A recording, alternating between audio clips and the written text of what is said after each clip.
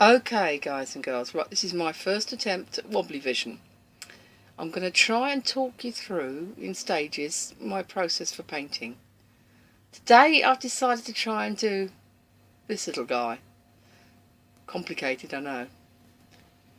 I always use my tablet because with a tablet you have the advantage of being able to enlarge it so that you can actually see what you're doing. Now, I've got a box canvas board that I've drawn the image onto, and now we'll start the painting process. I'm not fussy what I use in the way of paints, as long as they cover. Really old palette. Tend to use lots and lots and lots of really fine little tiny brushes that are quite short to handle, but they're comfortable because you can get them in the palm of your hand. I find these work really well for me, but obviously we're all different. Paints, big pot of white. I tend to use the cheapest I can find on the market. Yep, zinc white or titanium white. This is a Reeves one that was cheap. Then I'll go on to things like Galileo, Winsor Newton. I use a lot of those, and generally what I can find. Now my next job is to decide what palette I want to start. I'll go back to the photograph and decide what I want to do first. Now, I always go from the back to the front with my pictures to get a 3D effect.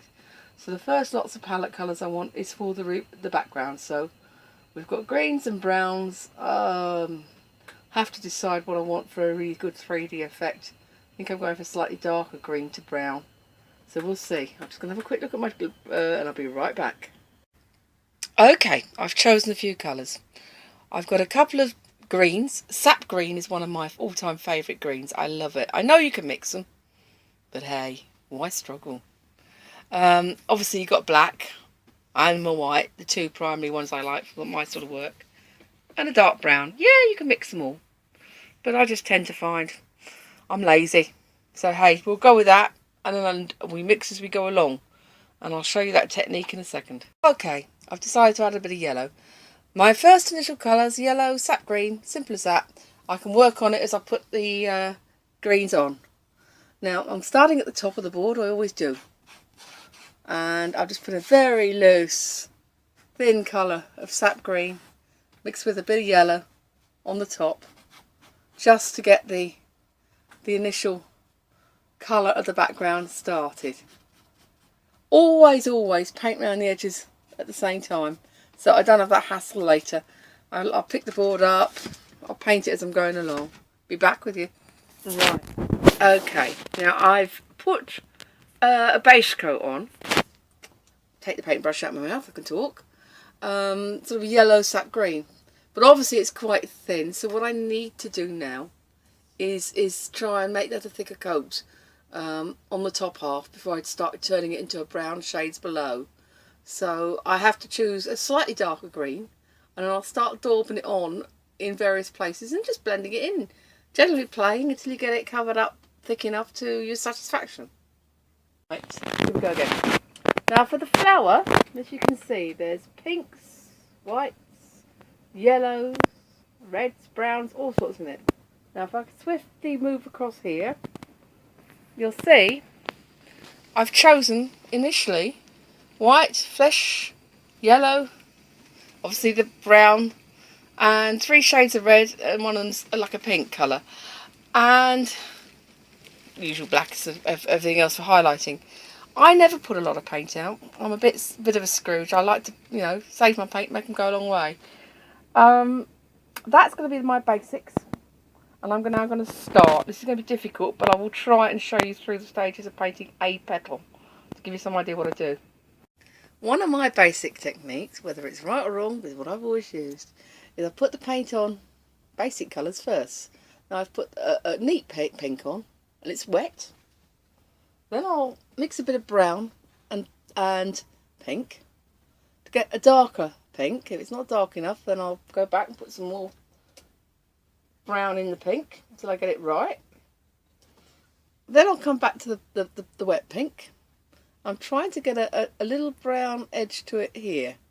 tiny little brush, and basically just daub it on around the edge there, like that, and a little bit there, like that, and then I've got to come down here. This is definitely darker here because it's slightly folded over, so that has to sort of come in very, very gently. Don't worry about blending colours or anything like that just at this moment. Just get your colours on. And then there's a little bit of dark brown there, and a little bit more there. Then we're looking at going lighter. Bit pink. And it's the same thing, you just blend the whites in. Back within a minute. Okay. Now as you can see, what I've done is basically highlighted further down, put brown in the top, and just generally shushed it up with lots of highlights and colours. My technique is basically putting the colours on and just blending as you go. I don't even worry about mixing too much in the palette unless it's a desperate colour I need. I'll carry on a bit further and show you in a minute. Now I'm a great believer in using white, and it highlights beautifully. Now I've got to do a folded bit on the back of this petal, so I've basically coloured this all in white. Now white is wet, and while the white is wet we get some pink, and we literally just paint the pink in and little dots of it like that, and then I just blend it in. So unnecessary to mix on palette, this technique, and you just gradually build up the colours until you get the one you want. Right, so I guess what I'm saying here is the way I paint is I actually blend colours on the board as I go along. Tend to find that easier than mixing loads and loads in the palette and then getting it wrong.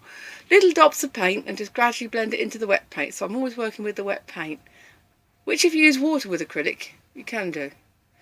Then I'll work gradually further and further forward, and obviously your dragonfly is going to be last. I'll use lots of highlight colours to pull him right out, make him sing, so he'll stand out from the flower, which is my object of the game. And I don't want to keep this much longer because I've got to keep it fairly short, but I will show and post the finished results. Hope you enjoyed that little demo. Right, okay then. Hi guys and girls, this is day 2. As you can see, I've done all the base colours on the flower, and now we're going to start the process of highlighting it and doing the extras. I will let you follow it. Right, now the base colours are all pretty dull. I need to shush it up and try and get it brighter and paler, I think, in the middle, because I really want this dragonfly to stand out. Now I think the way to do that is to go in with some lighter yellows in the middle, and also want to make the centre more definite. The colours I've chosen for this are a medium yellow and a pale yellow, and of course my trusty white, black and brown. And I'm now going to see if I can actually get some sort of interpretation that's slightly different, lighter, as is in the photograph, so that the dragonfly will stand out. I'll be back in a mo. Okay, so I've now finished all the highlighting. It's making the flowers sing a lot more. I've used a lot of a new colour that I've got, which is pearl white. And that little bit of iridescence is making all the difference. Remembering it's not realistic, it's what I call a designer type flower. So the forward petals are now showing as if they're standing out more, and what I've got to do next is going to be the difficult bit, and we're going to start on the dragonfly. Okay, right, I'm now using my very, very small brush again, and I've started doing the dragonfly. You can't actually see from this, but it's being done with a mother of pearl paint, which I've mixed with cobalt blue. Very difficult to show you on here, but it gives a lovely shine, A, to the edges of the flower, and B, where I've mixed it with the blue, along the dragonfly's body. Now, the real zing is going to come when I use the black on the legs and the rest of the body to get him to stand out even more. But I'm doing exactly the same way. I put a base coat on first, a light base coat, cobalt blue, mother of pearl mixed. Then I put the darker colours on top and then blended them in afterwards instead of mixing in the palette first. Be back with you soon. Right, it's coming on. Now if I zoom in, you can see I've now done the main body of the dragonfly. Really complicated. And I'm about to start on the legs and the wings, which I'm going to use one of the finest brushes you could possibly use for this. It absolutely desperately needs a very steady hand. So, don't do it after you've had a few drinks. I'll speak to you later. Right, okay. Now I'm back. Now, if you look at this photo, you'll see that the legs are more than one colour. You usually think just stick black on, but that's not the case. I mean, yes, it's a photo. It doesn't display the colours as it is in real life. I know all that, but you can still get your shading from it. So, going back to my painting, I've now done the legs, the basic colour, in black. I've got the tiny little brush. Probably can't appreciate how tiny it is because it's got paint on it. And then what I've got to do is I've got to start shading. Yeah, not an enviable job on something this small. But basically, again, it's to make things stand out and light. And what I do is I just dab it on, like I did yesterday, onto the rough colour where I want it to be. That's one leg. And the other, which is more in the dark, it's not so bad. And then the back legs. Now that black leg there isn't so bad. It's a little bit of there. And again, a little bit here. And what you probably can't see from on this is there's loads and loads of fine hairs. So I'll just stop here for a second and we'll go back to the fine hairs in a minute. Right, this really isn't the best way to show you because this I'm afraid what I'm using isn't the best for defining things, but to having a camera that could do it. We just want little tiny hairs on these legs just to pick out the differences. Now if you can see from the white I've put in, the black, how it's making them start to stand out. Right, so we're there. I've just got a belly to paint in gold. Then we've got the very delicate job of doing the wings. Now the wings are see-through.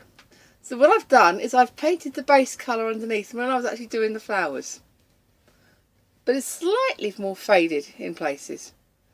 So all I've actually got to do then is outline with a very pale brown gold the veins and the wings. And then after that I'll show you what I do with putting the mother of pearl on just to bring the wings out a bit more. One job at a time. We're now going on to start the edges of the wings. And now this is just a little tip. It's something I learnt some time ago. If you can just see, I've just painted in a very, very faint outline. Go in a little bit closer, you'll see what I mean, of the wings. I've done it with a brown, but very, very lightly. I've discovered in my infinite wisdom and years of practice that a very pale colour is a lot easier to paint over than a darker one if you get it wrong. So obviously at this stage I'm marking in the outlines. And the first thing I'm going to do now is paint the edges of the wing properly and worry about the veins afterwards. Right, now this is really difficult to show you, but I have actually put in a base coat of brown just to give me a rough guide, gone around it with some black on the wing, and now I'm starting to line it with white in various places to try and make it so that you can actually see the wing. At the end of the day, a dragonfly wing is transparent. There's nothing you can do about it. The veins are there, but you've got to be able to pull it out of a painting. So yes, it has to have more colour in it than it would in real life. But we'll show you as we progress. Right, I've never done one of these before either, so it's a learning curve for me. But I think that's going to do. It's a combination of black, white, brown and mother of pearl paint on that wing. When all four are in place, it should look entirely different. After that we start the arduous job of water droplets. A new task for me as well. Okay, speak to you later. Oh, okay, here we go. Now the light's getting a bit dark now. It's night time, but I'm still fighting on. The wings are, I think, finished. I don't want to do any more. Very difficult, I must admit. One of the most difficult things I've tried to do. Now I'm going to go for the water droplets. I'm obviously not, if you see from the photo, going to do the hundreds and hundreds of water droplets that are there. I have never in my life done a water droplet. So we're going to have a go, and I'll let you know how I get on.